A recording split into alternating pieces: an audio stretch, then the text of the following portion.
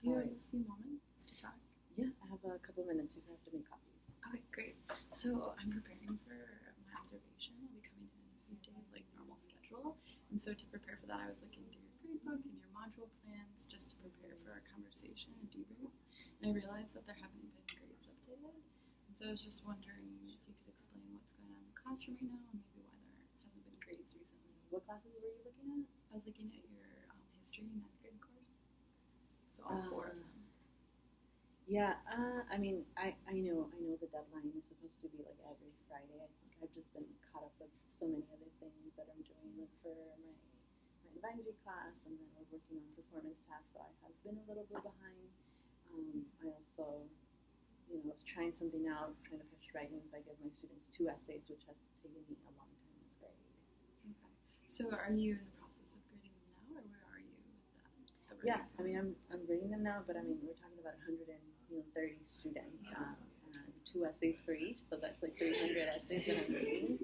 So it's just really difficult to get that done in a week, to be honest. Yeah, I mean, I've taught before, and so I know that grading does take time.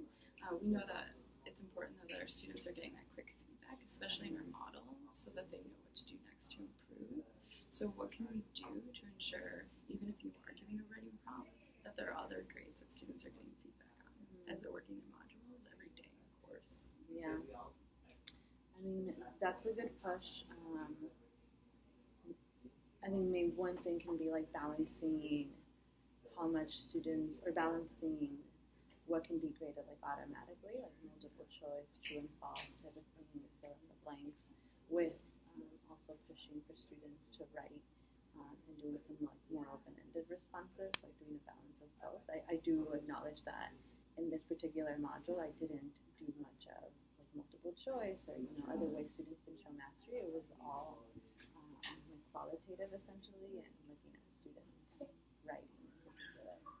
Yeah, I think that's a really good reflection about balancing the two. What if for our planning session for your next module, what we focus on is finding that balance? And so you and I can sit down and look at your module for the week and kind of decide where you have those opportunities to give automatic feedback in class, so that our students don't go 2 weeks without knowing where they are and what they need to do in this like mastery model. How does that sound? Yeah, that sounds good. But you also know, like, I'm super passionate about student writing and ensuring that they're gaining skills around that. So I don't want to just give up on like writing essays. And the point of my course is also like to prepare them for the AP exam, in which they're going to be doing multiple essays. So we'll love just some like resources or help around how to grade quickly and still by like providing meaningful feedback to kids.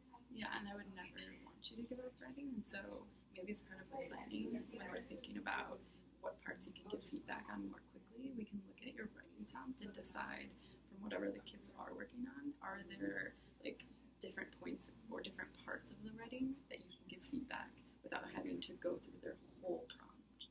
So what are those small chunks that you can give feedback on more quickly rather than the whole picture? That's just something we can look at once I can see what it is that you're giving students for writing. And I can see myself doing that because I mean, part of personalized learning is addressing their individual gaps.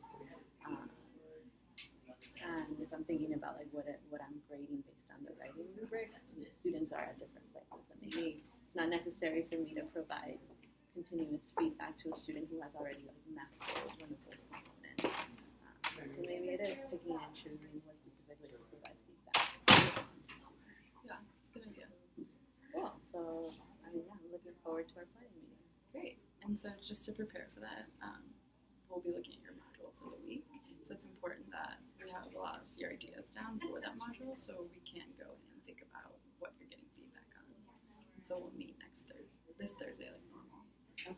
And I'll make sure that I finish the grading for the essays that I do have by the end of the week, and that's my grade. Okay, great. And you can check it out on Thursday, just because the kids and advisors are always looking online to see, and they're eager to